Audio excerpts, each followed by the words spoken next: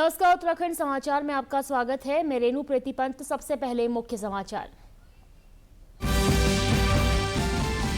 3 देशों की राजकीय यात्रा पर आज से रवाना हुए प्रधानमंत्री नरेंद्र मोदी। जॉर्डन पहुंचने पर हुआ भव्य स्वागत। देशों के साथ और मजबूत होंगे आपसी संबंध।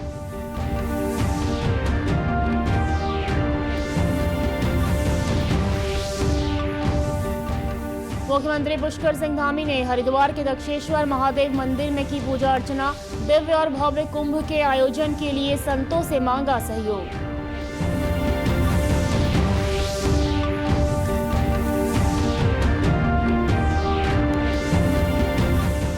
कोटद्वार में 15 जनवरी 2026 से 30 जनवरी तक होगी अग्निवीर भर्ती रैली। कॉमन एंट्रेंस एग्जाम पास कर चुके युवाओं को मिलेगा मौका। गढ़वाल के 7 जिलों के अभ्यर्थी होंगे शामिल।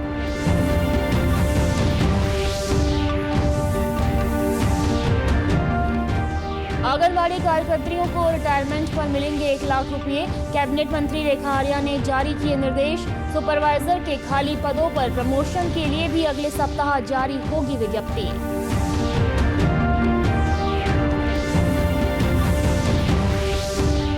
और चंपावत में एसटीएफ, एसओजी और पुलिस की संयुक्त कार्रवाई। 3 नशा तस्करों को किया गिरफ्तार। 2 करोड़ की हेरोइन बरामद।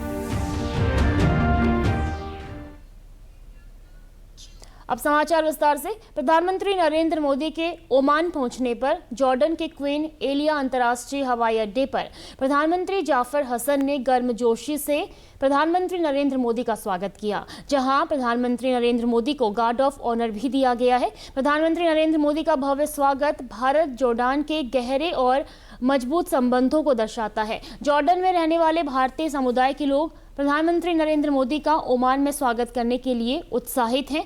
तैयारियों के हिस्से के तौर पर कल्चरल परफॉर्मेंस आयोजित किए जा रहे हैं। कम्युनिटी के सदस्य प्रधानमंत्री के सामने भारत की परंपराओं को पेश करने का मौका मिलने पर गर्व महसूस कर रहे हैं। प्रधानमंत्री नरेंद्र मोदी आज सोमवार से जॉर्डन, इथियोपिया और ओमान की 3 देशों की राजकीय यात्रा पर रहेंगे। इस यात्रा का मकसद उन देशों के साथ भारत के संबंधों को बढ़ाना है जिनके साथ भारत के गहरे सभ्यतागत संबंध और नई दिल्ली के साथ मजबूत समकालीन द्विपक्षीय संबंध हैं।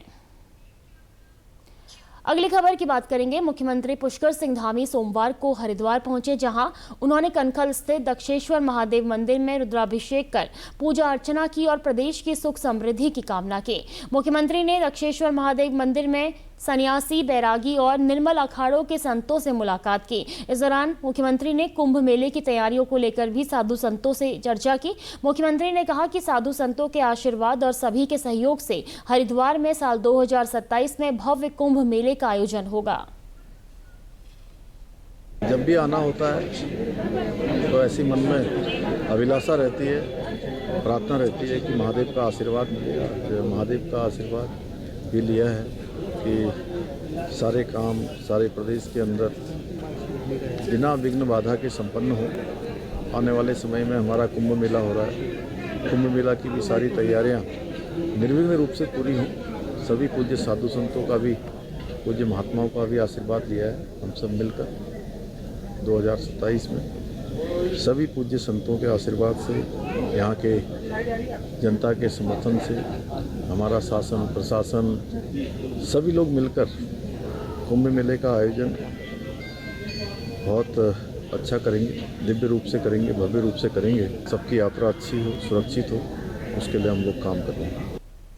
वहीं संतों ने भी दिव्य एवं भव्य कुंभ आयोजन के लिए राज्य सरकार को पूरा सहयोग देने की बात कही। संतों का पूरा सहयोग शासन के साथ में रहेगा। जो धार्मिक मान्यताएं और परंपराएं सन्यासी अखाड़ों की, वैष्णव अखाड़ों की, उदासीन अखाड़ों की, निर्मल अखाड़े की है, उसी परंपरा के अनुसार हम लोग समय समय पर अधिकारियों के साथ वार्तालाप करके जैसी परिस्थिति होगी उसके अनुसार निर्णय करेंगे।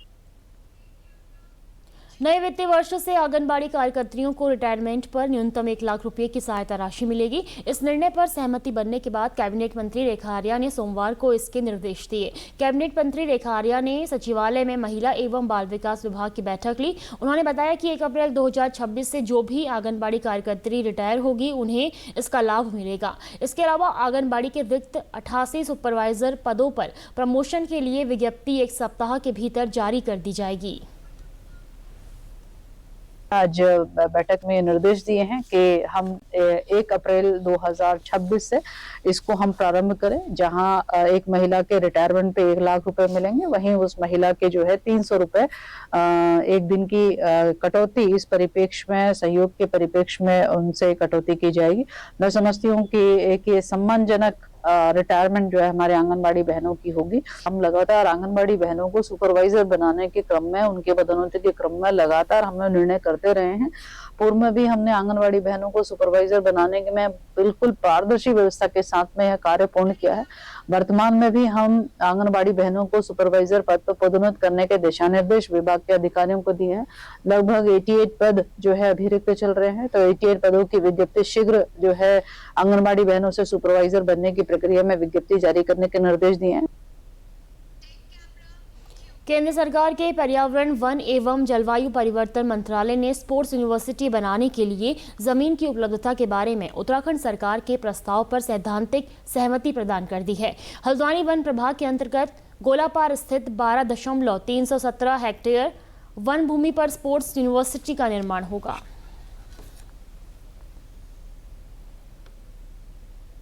भारत सरकार का वन मंत्रालय भूमि हस्तांतरण के लिए उन्होंने सैद्धांतिक सहमति दे दी है। निश्चित रूप से ये सैद्धांतिक सहमति बहुत जल्दी भूमि हस्तांतरण के रूप में ही ऑन रिकॉर्ड आएगा और बहुत जल्द हम लोग 2026 में स्पोर्ट्स यूनिवर्सिटी का शिलान्यास, भूमि पूजन और साथ साथ में कक्षों का जो है वो शुभारंभ जो है हम लोग करेंगे। खेल मंत्री रेखा आर्या ने बताया कि यह भूमि रिजर्व फॉरेस्ट के रूप में चिन्हित है और इसे स्थानांतरित करने को लेकर काफी समय से गतिरोध बना हुआ था। इसको लेकर अब वन संरक्षण एवं संवर्धन अधिनियम 1980 की धारा 2 के तहत यह मंजूरी दी गई है। इसमें स्पष्ट किया गया है कि वन भूमि का कानूनी दर्जा अपरिवर्तित रहेगा और कोई अतिरिक्त मार्ग नहीं बनाया जाएगा। उन्होंने कहा कि विभागीय अधिकारियों को इस सैद्धांतिक सहमति को अंतिम अनुमति में बदलने के लिए जरूरी शर्तों के अनुपालन के निर्देश दिए गए हैं। ये जो है वो गोलापार में, हल्द्वानी गोलापार में हम इसको करने जा रहे हैं। मैं समझती हूँ कि प्रदेश के लिए एक बड़ी अचीवमेंट है और हमारे जो स्पोर्ट्स प्लेयर है उनके लिए बहुत बड़ी अचीवमेंट है। और हमारे बच्चे जो कि स्पोर्ट्स कॉलेजेस में पढ़ते हैं या स्कूल्स में पढ़ते हैं या हॉस्टल्स में रहते हैं, उनके लिए एक उच्च शिक्षण संस्थान उनके लिए अपने ही राज्य में उपलब्ध हो सकेगा। भारतीय सेना में सेवा का सपना देख रहे और कॉमन एंट्रेंस एग्जाम 2025 उत्तीर्ण कर चुके युवाओं के लिए अच्छी खबर है। सेना भर्ती कार्यालय एआरओ लैंसडाउन ने अग्निवीर भर्ती रैली की तिथियों की घोषणा कर दी है। यह भर्ती रैली 15 जनवरी 2026 से 30 जनवरी तक गब्बर सिंह कैंप कोटद्वार में आयोजित की जाएगी। भर्ती रैली मुख्यालय भर्ती जोन उत्तर प्रदेश और उत्तराखंड के तहत एआरओ लैंसडाउन की ओर से आयोजित की जा रही है। इसमें गढ़वाल क्षेत्र के 7 जनपदों चमोली, उत्तरकाशी, रुद्रप्रयाग, टिहरी गढ़वाल, पौड़ी गढ़वाल, देहरादून और हरिद्वार के पात्र उम्मीदवार भाग ले सकेंगे। भर्ती प्रक्रिया के तहत Agniveer general duty, GD, Agniveer clerk, एसकेटी, Agniveer technical और अग्निवीर ट्रेड्समैन पदों पर चयन किया जाएगा। उम्मीदवार अपने एडमिट कार्ड भारतीय सेना की आधिकारिक वेबसाइट www.joinindianarmy.com से डाउनलोड कर सकते हैं। यदि किसी अभ्यर्थी को एडमिट कार्ड डाउनलोड करने में परेशानी आती है तो वह 30 दिसंबर से पहले व्यक्तिगत रूप से एआरओ लैंसडाउन से संपर्क कर सकता है। 30 दिसंबर के बाद सहायता के लिए मोबाइल नंबर 7458874057 पर संपर्क किया जा सकेगा। अगली खबर की बात करेंगे। Public relation society of India के 3 दिवसीय राष्ट्रीय अधिवेशन का आज रंगारंग सांस्कृतिक कार्यक्रमों के साथ समापन हो गया। अधिवेशन में रूस से आए प्रतिनिधियों सहित देश भर की विभिन्न संस्थाओं से आए 300 से अधिक जनसंपर्क एवं संचार विशेषज्ञों ने सहभागिता की और अपने विचार साझा किए। अधिवेशन में प्रतिभाग कर रहे प्रतिनिधियों को उत्तराखंड की लोक विरासत, संस्कृति, कला और विकास की झलक दिखाने के उद्देश्य से विभिन्न सरकारी विभागों एवं गैर सरकारी संगठनों ने एक भव्य प्रदर्शनी का आयोजन किया। अधिवेशन के दौरान लगभग 1.5 दर्जन स्टॉल लगाए गए। इस मौके पर मुख्य अतिथि के तौर पर कैबिनेट मंत्री सुबोध उनियाल ने शिरकत की। कैबिनेट मंत्री ने कहा कि 2047 तक भारत को विश्व का सर्वश्रेष्ठ देश बनाने के लिए किस तरह आगे बढ़ा जा सके, इसको लेकर पब्लिक रिलेशन सोसाइटी का रोल बेहद अहम है। इंडिया पब्लिक रिलेशन सोसाइटी के द्वारा इस all India public relation conference तो देहरादून चैप्टर को इसको होस्ट करने का अवसर मिला, यहाँ समापन में जाने का अवसर मिला। राज्यों के यहाँ पर 25 राज्यों में इनके चैप्टर हैं, वो लोग यहाँ पे आए। आज इंडियन ऑयल से लेकर के IIM से लेकर के किस तरह वो हमारे बच्चों के अंदर उनको स्किल्ड करना हो। आदरणीय प्रधानमंत्री जी की जो परिकल्पना है, संकल्पना है, उसको नौजवानों को किस तरह से बेहतर मेंटर के माध्यम से इन सारी संकल्पनाओं को चरितार्थ करने का काम किया जा सके, इसके लिए मैं समझता हूँ पब्लिक रिलेशन सोसाइटी का बहुत बड़ा उसका महत्व भी है। नैनीताल जनपद में नाबार्ड समर्थित नवाचार परियोजना पर्वतीय क्षेत्रों में रेनबो ट्राउट मत्स्य पालन के लिए स्मॉल स्केल यानी रिसर्कुलेटिंग एक्वाकल्चर सिस्टम पुनरावर्तित जलीय कृषि प्रणाली की स्थापना और क्षेत्रीय प्रदर्शन का कार्य रामगढ़ में किया जा रहा है। इसके तहत लोग कम पानी में रेनबो ट्राउट मत्स्य का उत्पादन कर रहे हैं। इस परियोजना का उद्देश्य ग्रामीण किसानों को आधुनिक, वैज्ञानिक और जल संरक्षण आधारित मत्स्य पालन तकनीक से जोड़ना है, जिससे उनकी आय में सतत वृद्धि सुनिश्चित हो सके। नाबार्ड के जिला विकास प्रबंधक मुकेश बेलवाल ने बताया कि इस योजना का उद्देश्य किसानों को अधिक से अधिक लाभ कमाना है। तो नाबार्ड में जो परियोजना हमारे जो इंस्टीट्यूट है ICR directorate of cold water fisheries, तो हमारे पास है कि हम लोगों को हम ट्राउट प्रमोट करना है। तो इस योजना के अंतर्गत हम लोग, ये 2 साल की परियोजना है, तो नाबार्ड द्वारा 30 लाख तक का ग्रांट हमने दिया है इसमें, और इसमें 2 किसान को हम अभी इसमें बेनिफिशरीज हैं। तो यहाँ पर ये लोग रिसर्कुलेटरी एक्वाकल्चर सिस्टम कर रहे हैं, यानी कि ऐसी ट्राउट पालने की विधि है जिसमें कि पानी का 90 से 95% तक बचत होती है, और साथ में क्योंकि आपका बिल्कुल इन हाउस वाला है, तो इसमें बाकी जो डिजीज़ कंट्रोल वगैरह नहीं होता है, तो जिसमें ऐसी प्रॉब्लम नहीं आती है, और ये बहुत अच्छा एक साधन है किसान को एक अच्छी आमदन मिल पाए। वहीं केंद्रीय शीत जल मत्स्यिकी अनुसंधान संस्थान भीमताल की ओर से किसानों को रेनबो ट्राउट मत्स्य पालन के लिए प्रोत्साहित किया जा रहा है। इसके साथ ही रेनबो ट्राउट मत्स्य पालन हेतु तकनीक से भी रूबरू कराया जा रहा है। संस्थान के निदेशक डॉक्टर अमित पांडे ने बताया कि रेनबो ट्राउट मत्स्य एक मेडिसिन उपयोगी मत्स्य है। इसके उत्पादन से किसानों की आय में इजाफा होगा। काम चल रहा है ट्राउट का रामगढ़ में। बेसिकली इसमें 2 फायदे हैं। एक फ़ायदा ये है कि किसान को जो बिजली का खर्च आता है रिसर्कुलेटरी सिस्टम में मोस्टली, वो बिजली का खर्च जो है एक तो इसमें कम हो जाएगा। दूसरा, ये कम पानी में यहाँ पर रिसर्कुलेटरी एक्वाकल्चर सिस्टम जो है कम पानी के लिए बनाया गया है, और इस कम पानी के होते हुए भी यहाँ पे हमारे किसान लोग जो हैं इस सुविधा की मदद से और अच्छा प्रोडक्शन कर सकते हैं ट्राउट का। केंद्रीय शीत जल मत्स्यिकी अनुसंधान संस्थान भीमताल और नाबार्ड के सहयोग से रामगढ़ के 2 किसानों ने रेनबो ट्राउट मत्स्य का उत्पादन कार्य शुरू किया है। कम पानी में वैज्ञानिक तरीके से तालाब लगाए गए हैं। ट्राउट मतलब महंगी फिशों में एक है और अच्छी डिमांड भी है, हेल्दी भी है, कम हो जाएगा। एक कारण दूसरा, ये कम पानी में एनवायरनमेंट है, ठंड यहाँ है, पे रिसर्कुलेटरी एक्वाकल्चर सिस्टम जो है कम पानी के लिए बनाया गया है, और इस कम पानी के होते हुए भी यहाँ पे हमारे किसान लोग जो हैं इस सुविधा की मदद से और अच्छा प्रोडक्शन कर सकते हैं ट्राउट का। केंद्रीय शीत जल मत्स्यिकी अनुसंधान संस्थान भीमताल और नाबार्ड के सहयोग से जनपद रामगढ़ के 2 किसानों ने रेनबो ट्राउट मत्स्य का उत्पादन कार्य शुरू किया है। कम पानी में वैज्ञानिक तरीके से तालाब लगाए गए हैं और मुख्यमंत्री पुष्कर सिंह धामी के नेतृत्व में सरकारी विद्यालयों में हो रहे नवाचार अब पहाड़ी क्षेत्रों तक साफ नजर आने लगे हैं और राजकीय इंटर कॉलेज भवान इसका प्रेरक उदाहरण बनकर उभरा है। यहाँ वर्तमान में 234 विद्यार्थी अध्ययनरत हैं। पीएम श्री योजना के लागू होने के बाद विद्यालय को आधुनिक शैक्षणिक सुविधाओं से सुसज्जित किया गया है।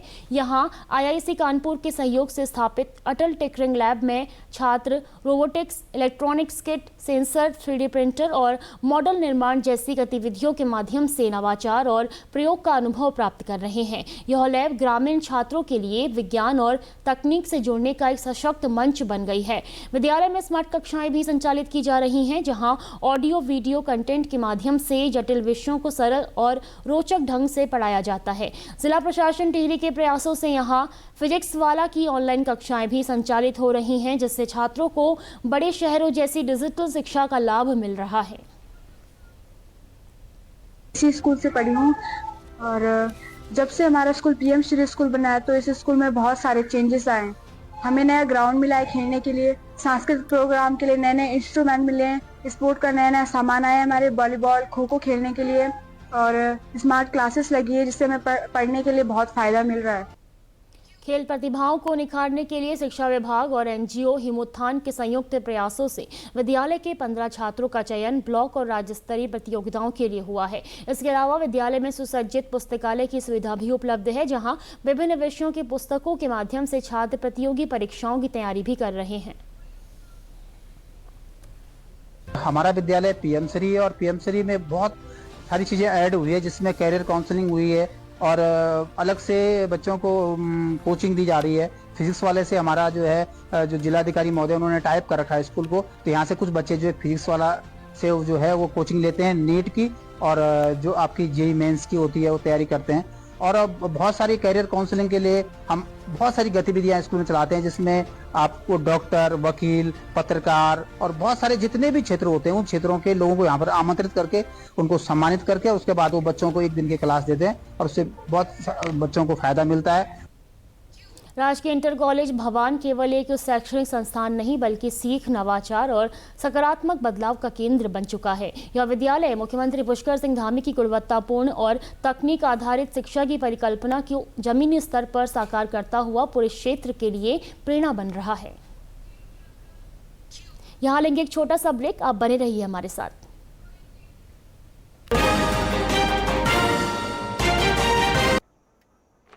पापा, फीस ज्यादा है। बेटा, याद है बोनस के कुछ पैसे हमने दूसरे खाते में रखे थे? 2 साल से खाते में कोई लेन देन नहीं हुआ है, शायद इनऑपरेटिव हो गया होगा। तो अब बैंक जाके या वीडियो केवाईसी से केवाईसी अपडेट कराओ, खाता होगा एक्टिव एकदम फ्री। चलो। कहाँ? एडमिशन कराने। खाता हुआ एक्टिव। आरबीआई कहता है जानकार बनिए, सतर्क रहिए।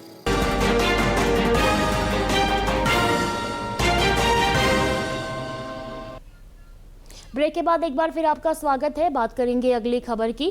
भाजपा के नए राष्ट्रीय कार्यकारी अध्यक्ष के नाम का ऐलान होने के साथ ही अटकलों पर भी विराम लग गया है। भाजपा ने राष्ट्रीय कार्यकारी अध्यक्ष के तौर पर युवा चेहरा नितिन नबीन को नियुक्त कर पार्टी में नया उत्साह भरने का काम किया है। शीर्ष नेतृत्व के फैसले से भाजपा कार्यकर्ताओं में उत्साह है। उत्तराखंड भाजपा के महामंत्री कुंदन परिहार ने कहा कि कार्यकारी अध्यक्ष के तौर पर एक युवा चेहरे को लाना पार्टी में और कार्यकर्ताओं में उत्साह का संचार करेगा। इससे युवा सोच को भी पार्टी में बढ़ावा मिलेगा। इसी के संदर्भ में आपने देखा कि कल जो हमारे राष्ट्रीय कार्यकारिणी अध्यक्ष जी की घोषणा हुई है और 45 आयु वर्ग के वो हैं, तो ऐसे में युवाओं को एक नई प्रेरणा मिलेगी और विशेष रूप से उन कार्यकर्ताओं को, जो कार्यकर्ता धरातल पर काम करता है, उसके मन में भी कहीं ना कहीं निश्चित रूप से भाव आता है कि मैं पार्टी का काम समर्पण भाव से करूँगा तो आगे पार्टी मेरा कहीं ना कहीं ठीक जगह नियोजन करेगी।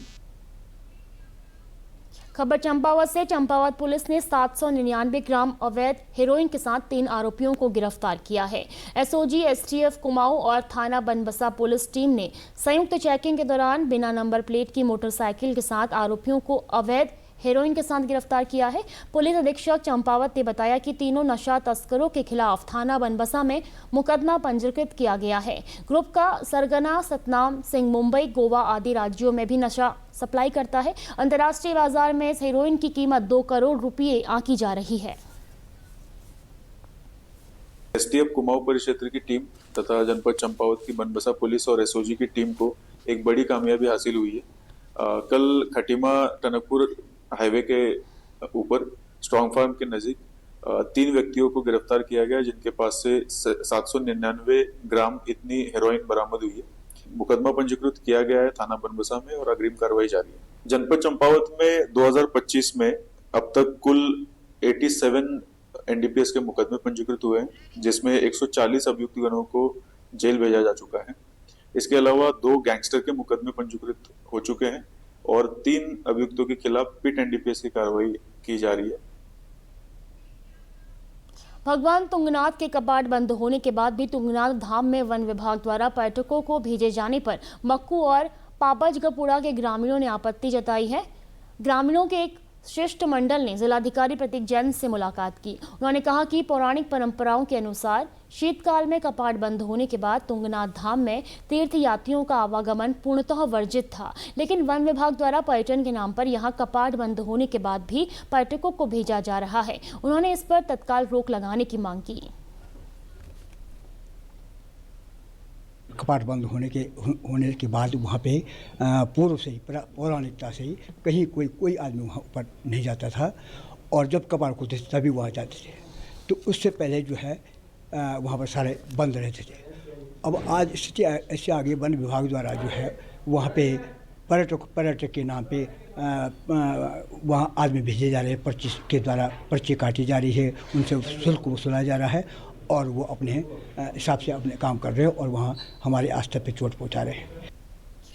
वहीं जिलाधिकारी प्रतीक जैन ने कहा कि तुंगनाथ मंदिर के ऊपर चंद्रशिला चोटी है जो ट्रैकर्स का पसंदीदा स्थल है, इसी के चलते वहां सैलानियों की आवाजाही जारी है। हालांकि उन्होंने साफ किया कि इस बात की निगरानी की जाएगी कि ट्रैकर्स किसी तरह की गंदगी न फैलाएं।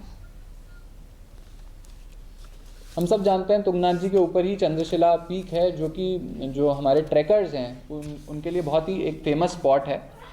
तो चंद्रशिला पीक पे विंटर सीजन में भी काफ़ी सारे ट्रैकर्स यहाँ पे जाना पसंद करते हैं। ये हमारे को इंश्योर करना बहुत ज़रूरी है कि इन लोगों की वजह से, इन ट्रैकर्स की वजह से वहाँ पे गंदगी तुंगनाथ जी मंदिर के रास्ते पे ना हो और पूरे चोपता क्षेत्र में ना हो। उसके लिए हमने, जो हमारी जिला पंचायत है और वन विभाग है, क्योंकि उनको हमारे द्वारा डायरेक्शंस दिए गए हैं कि वहाँ पे स्वच्छता का भरपूर ध्यान रखें, प्रॉपर जगह पे डस्टबिन्स लगाएं, थोड़े मोबाइल टॉयलेट्स की फैसिलिटी वहाँ पे क्रिएट करें।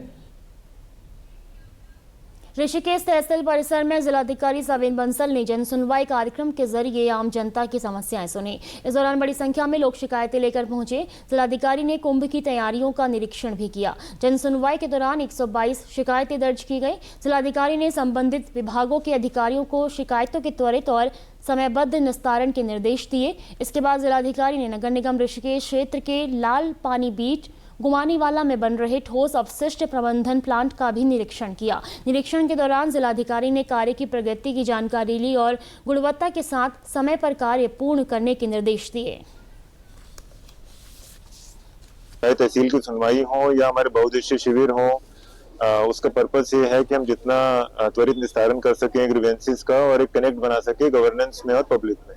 उससे जो म्यूचुअल ट्रस्ट है वो बढ़ता है और जो हमारी विभागीय मॉनिटरिंग है वो सुदृढ़ होती है। तो कोशिश यही है कि जितना निस्तारण हम यहाँ पर मौके पर कर सकें, और जिसमें कुछ रिपोर्ट्स चाहिए, टाइम बाउंड रिपोर्ट्स चाहिए, स्थलीय निरीक्षण चाहिए या रिकॉर्ड्स की आवश्यकता है, उसको टाइम बाउंड करते हुए वो भी उपलब्ध करवाया जाएगा, ताकि जो हमारे प्रार्थी हैं, जो कंप्लेनेंट्स हैं, उनको अनावश्यक ना तो घूमना पड़े और ना ही रिपीटेडली अपनी कंप्लेंट सबमिट करनी पड़े। चमोली जिले के पोखरी विकासखंड कार्यालय में श्रम कार्ड बनाने के लिए श्रम विभाग की ओर से आयोजित कैंप में लोग सुबह 9 बजे से ही दूर दराज के गांव से ग्रामीण ब्लॉक मुख्यालय पहुंचे। लेकिन जैसे ही श्रम कार्ड बनाने का काम शुरू किया गया, तकनीकी दिक्कतों के चलते लोगों के कार्ड नहीं हो पाए, जिसके चलते लोगों को निराश होकर लौटना पड़ा। श्रम अधिकारी तन्मय पंत ने बताया कि तकनीकी समस्या के कारण आज कार्ड नहीं बन पाए हैं। जल्द ही पुनः कैंप लगाया जाएगा, जिससे ग्रामीणों को गोपेश्वर या कर्णप्रयाग न जाना पड़े। न्याय पंचायत स्तर पर भी कैंप लगाने पर विचार किया जा रहा है। जो भी यहाँ पे श्रमिक आए हैं तो उनसे हमारा थोड़ा अनुरोध है, क्योंकि जो समस्या है वो हमारे स्तर से इसका निस्तारण नहीं किया जा सकता। ये टेक्निकल इशू है, सर्वर काम नहीं कर रहा है क्योंकि, तो इसमें विभाग द्वारा कोशिश की जाएगी और मैं अपने उच्च अधिकारियों द्वारा भी एक बार राय लूँगा इस मामले में कि यदि संभव हो तो हम पुनः इस कैंप का आयोजन कर सकें एक नई तिथि में, जब सर्वर भी काम करे और जो भी पात्र श्रमिक है उनको भी कोई दिक्कत का सामना ना हो। तो एक नई तिथि का निर्धारण किया है।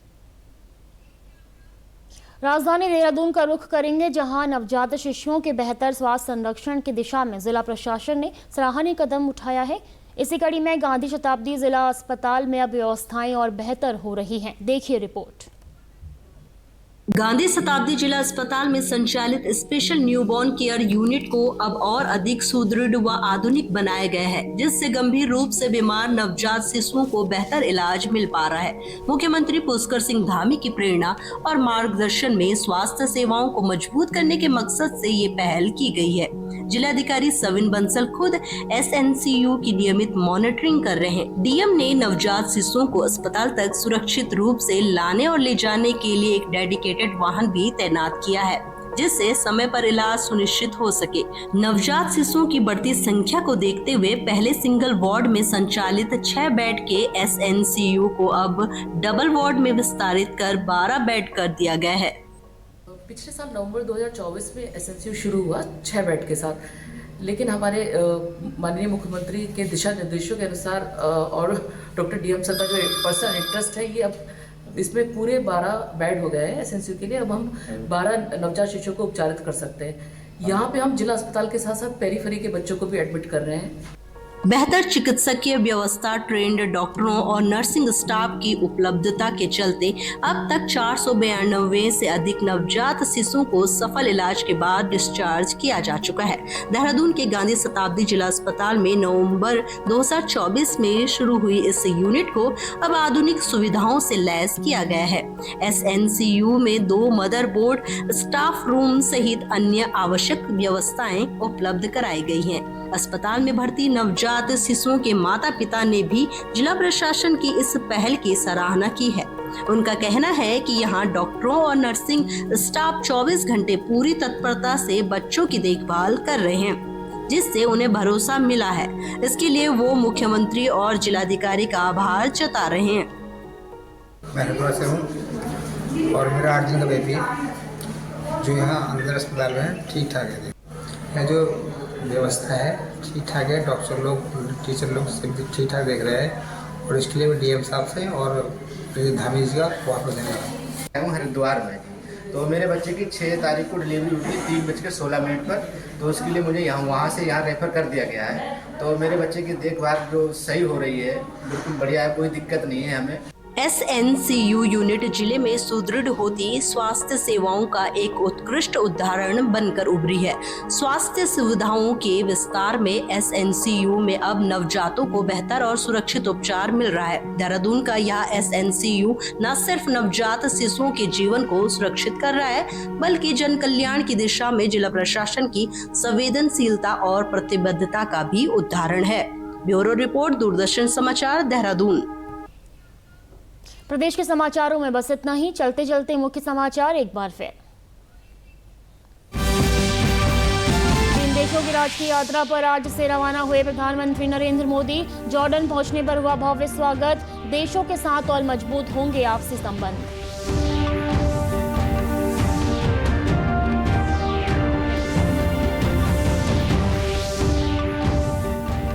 मुख्यमंत्री पुष्कर सिंह धामी ने हरिद्वार के दक्षेश्वर महादेव मंदिर में की पूजा अर्चना। दिव्य और भव्य कुंभ के आयोजन के लिए संतों से मांगा सहयोग।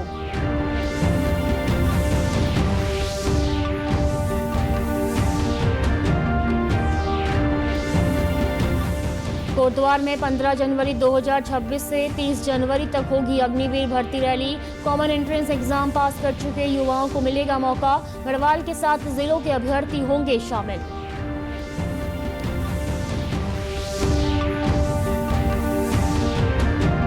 आंगनबाड़ी कार्यकर्तियों को रिटायरमेंट पर मिलेंगे 1 लाख रुपए। कैबिनेट मंत्री रेखा आर्या ने जारी किए निर्देश। सुपरवाइजर के खाली पदों पर प्रमोशन के लिए भी अगले सप्ताह जारी होगी विज्ञप्ति।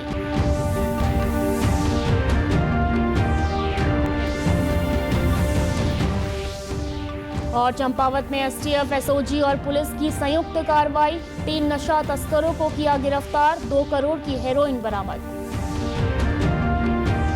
प्रदेश से जुड़ी अपडेट्स के लिए आप हमसे सोशल मीडिया के माध्यम से भी जुड़ सकते हैं। हमारा एक्स हैंडल है DD News_देहरादून। हमारा फेसबुक पेज है DD News उत्तराखंड। हमारे YouTube channel DD News Uttarakhand को आप सब्सक्राइब करें और हमारे Instagram page DD News Uttarakhand को भी फॉलो करें। नमस्कार।